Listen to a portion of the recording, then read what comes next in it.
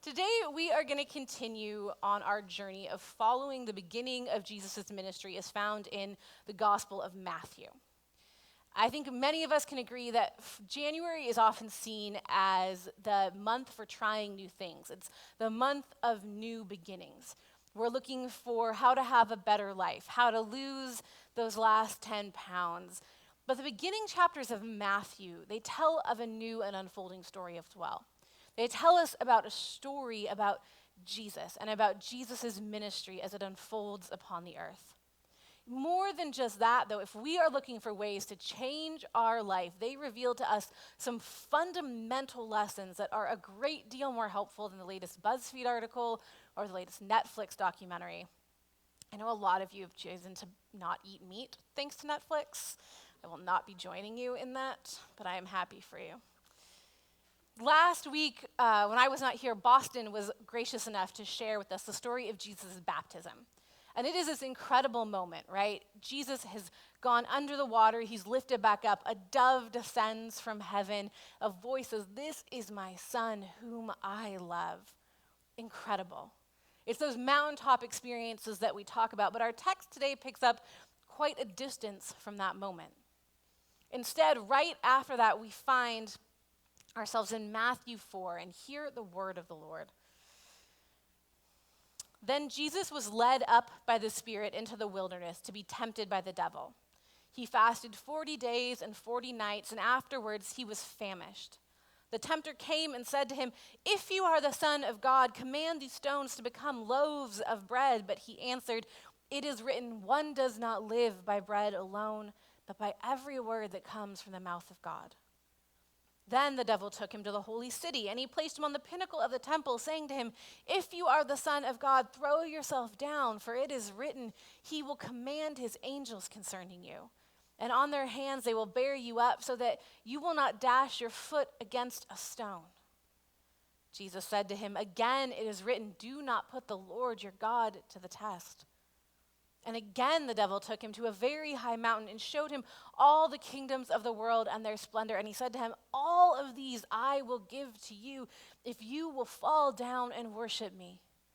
And Jesus said to him, "Away with you, Satan, for it is written, worship the Lord your God and serve him only." Then the devil left him, and suddenly angels came and waited on him. This is the word of the Lord. I think life feels like it works just like this, that one moment everything is going great. We are having our mountaintop experience. We are feeling loved by God and secure and prosperous in everything we do. And then boom, all of a sudden we find ourselves in the wilderness of life, faced with trials and hungry and alone and afraid.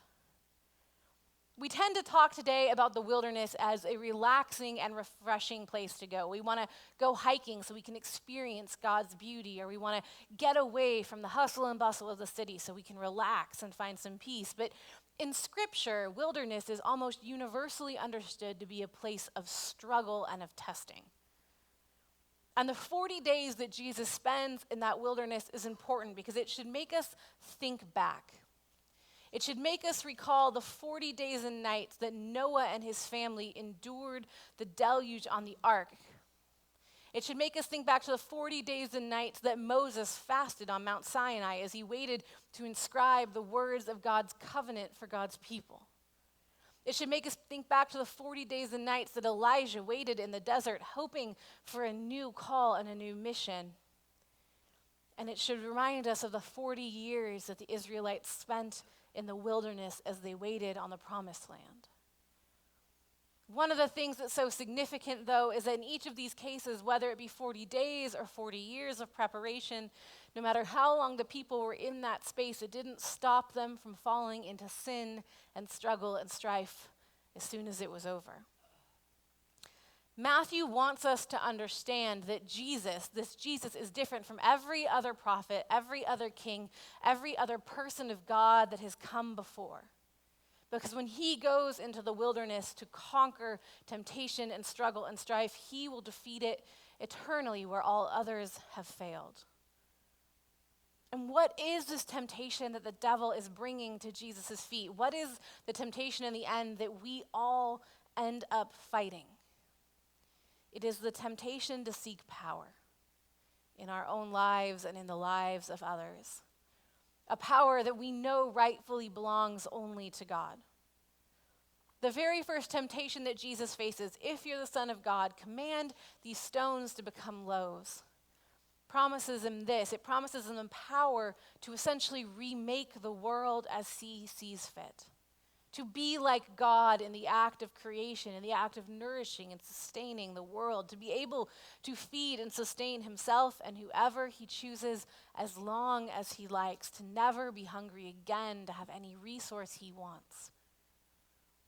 The second temptation, throw yourself down from this building, promises him this, the power to be immortal, to protect himself, to be impervious to all others, to bend God to his will, to be safe and to be healthy, to protect his physical life. The third temptation is he's brought to see all the kingdoms and all their splendor is the most clear cut. It's the promise of power, political power, power over others, military power, financial power, the control to shape the world as he sees fit. For those of us who profess to follow God and believe in God and honor God's right to power, why is it so very hard for us to resist this temptation of power? Why is it that it seems to come up over and over and over again? And I think the reason is this, that temptation is so powerful for each and every one of us when it comes to wanting power, because power for us gives us the illusion of control. It is hard to be a small, finite human being. It is hard to be at the whim of a broken world and to have faith in a God that we cannot see and we cannot fully know. When we are in the wilderness of our lives, when we are in the struggle of our lives, when we're in times of waiting, we begin to seek power as a way of finding control again. After Noah and his family are rescued from the ark and they're rescued from the flood, the next chapter in Genesis has the people saying this, "Come, let us build ourselves a city, a tower with its top in the heavens. Let us make a name for our whole selves. Otherwise we shall be scattered abroad the whole face of the earth," as they try to build the Tower of Babel. After Moses' time on the mountain, the Israelites can't handle waiting any longer, and so they begin to construct the golden calf to worship a God that they can control. Elijah, as he sits in the desert, tries to force God's hand after being saved from Ahab and Jezebel to give him something more power, more recognition, more of a mission. The people of Israel, as we know, when they come out of their 40 years into the promised land, will begin to demand kings and unsanctioned wars and worshiping foreign gods that seem easier to control.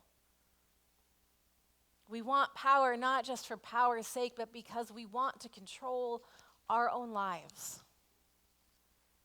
In her book, Everything Happens for a Reason and Other Lies I've Loved, Professor Kate Bowler talks about her diagnosis with stage 4 colon cancer.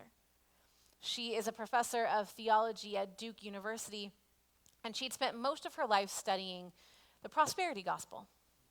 The idea that if you follow Jesus, good things will happen, or that if you believe enough or you're good enough, that blessings will follow. And she talks in the book about how she was not a person who bought into that kind of theology. She knows how unhealthy it is. She knows how false it is. She thought she was above all of that until the day she got her diagnosis. And then she realized that in her own way, she had been living a prosperity gospel her whole life. In one of her TED Talks, she says this, "That was the most difficult moment to accept. The phone call. The walk to the hospital when I realized that my own personal prosperity gospel had failed me. That anything I thought was good or special about me couldn't save me. My hard work, my personality, my humor, my perspective. I had to face the fact that my life was built with paper walls, and so is everyone else's." And if we're honest, we all wrestle with this. this internalized prosperity gospel, the illusion that we have the power to control the outcome of our own life. And it speaks to the temptation that was being offered to Jesus and that is offered to us every day. That very first trial, the promise to turn stones into bread, is a promise to never again be hungry, to have the power to control your resources, to have as much as you need anytime that you want it. And I'll tell you this, if you've ever been hungry, if you've ever wondered if you were going to be able to pay your bills at the end of the month, or which bill to pay, one for your kid or one for health insurance, you know what this feels like. You understand this temptation to be able to produce what you need when you want it. Because we don't really trust God to take care of us the way we need and the way we want. We think if we just could have enough money, we could work our way to comfort. And so we work and we bargain and we trade away our time to get more and more. And we surround ourselves with stuff because we're going to try to keep ourselves safe. We insulate ourselves with the things we buy, thinking our stuff can protect us from the uncertainty of the world, that our possessions are somehow a shield. And we see people who are homeless or poor and we think they just didn't work hard enough. Somehow this is their fault. They should have done better, made better choices in their life. That hunger and poverty and lack are an evidence of personal failing rather than evidence of a world around us that is broken and could break any one of us at any time. The second temptation, this power to control our physical safety and our health, to never again experience pain or harm or suffering, to control God and life itself. I think it's been really interesting to watch the development of the wellness movement in the last few years. Use these crystals, drink this green drink, try this particular workout or this meditation style, eat this food, don't eat that food. All of these ways to try to control our health, as if we just work hard enough or try hard enough that we can keep cancer or illness or death away from our doorstep. Rooted in our fear of death, we think that we can control somehow the duration and the quantity of our days and our life. And it turns out we have a tendency to judge people who do get sick. We want to know what they did to deserve it, what they did to get that way. They must have done something, because if we can come up with a concrete reason as to why they got sick, we can reassure ourselves that it won't happen to us. We won't let it happen to us. But the truth we all know is that deep down this is a grand illusion. Non-smokers end up with lung cancer. Flu vaccine recipients still die. You go to bed and you wake up and you find a fire has somehow ravaged your home and is taking the life of your child. Later in his ministry, Jesus will ask the people this: who of you can extend your life by worrying even one day? But most of us have a hard time accepting this finite limit. That one day our life will end, that we cannot always protect ourselves or our loved ones from all harm. Children get sick. Bad things happen to really good people. Disease can be indiscriminate. And accidents happen, and having to trust God in the midst of this kind of pain and wilderness can seem inconceivable.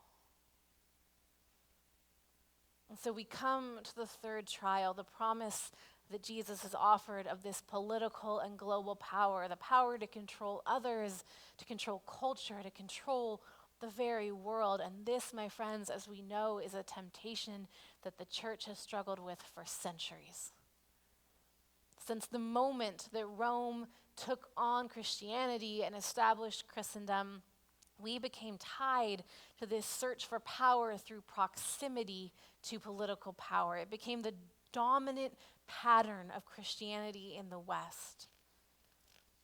Listen to the rhetoric today, and you will still hear Christians decrying the loss of power in politics and in school and in culture. And I think what is below that cry is this, that we think if we could just control our external world, if we could control our politics, if we could control our culture, we could make everything right. If we could force people to believe what we know is true and right, then get them to do what we wanted to do, then we would be safe and we would be happy and we would be whole and we would be at peace. And this is the same trap that the Sadducees and the Pharisees during Jesus' time had fallen into, that we could just make everything perfect, make everyone follow our interpretation of God and God's law, then we can make God do what we want. God will have to bless us. Our longing for power and control of our lives and our circumstances speaks to a crisis of faith. That when we go to bed tonight in the dark, if we're honest, when we ask ourselves, when no one else can hear, we don't really trust God. We don't trust God to care for us, to love us, to protect us or save us, at least not in the way we would like. And the reason why this temptation can be so tricky and so sticky is this, because it's not inherently wrong to want to feed the hungry. Jesus, in his ministry, will take a few loaves and a few fish, and he will feed thousands who are starving. It is not inherently wrong to want to protect and heal those who are sick and that we love. Jesus will heal the hemorrhaging woman. He will raise Jairus' daughter back from the dead. It is not inherently wrong to want the world to worship God. Jesus will usher in God's kingdom into the presence of this world. But there's a difference. Because in each of those instances, Jesus is leaving the power and the control to God. He is simply being the hands and feet of God's mission in this world. He's already defeated the battle that we have to wrestle with every day, the one where we struggle to take power for ourselves so we can control our own situations. And we have to stop and ask ourselves this question: whose kingdom are we seeking to serve? Ours or God's?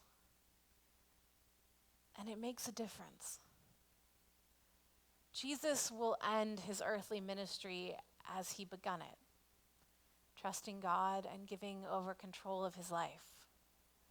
In all four Gospels, as Jesus is either on the cross or at the trial with Pilate, he's asked this question by the people: why won't you save yourself? You saved others. Why can't you come down from the cross? Why don't you come down from the cross? Why don't you take control of the situation and save yourself from pain and death? And it's the same question he's asked in the wilderness.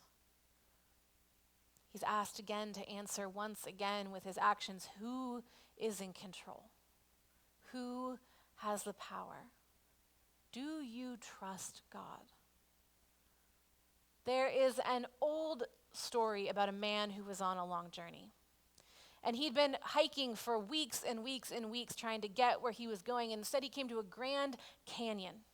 It was covered in fog, but he realized there was no bridge as far as he could see. He couldn't get over this vast expanse.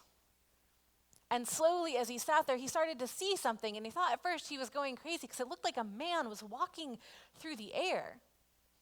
And as the man got closer and closer, he realized it was in fact a man pushing a wheelbarrow, and that what he had missed was there was a thin tightrope that stretched from one side to the other. The tightrope walker finished with a flourish, jumped off the rope, took a bow. The man applauded. He said, "That was incredible. You are amazing." The tightrope walker asked the man, "Do you think I can do it again?" And the man said, "Of course you can do it again. You are awesome." And the tightrope walker looked at the man and he said, "Get in." We are asked every day to put ourselves into God's care, to entrust God with our life in a way that is real and tangible and that offers up control to him, trusting that he will get us to the other side. Because this is what we know, friends. As people of faith, it is the only way we get to the other side. We cannot do it ourselves. Would you pray with me?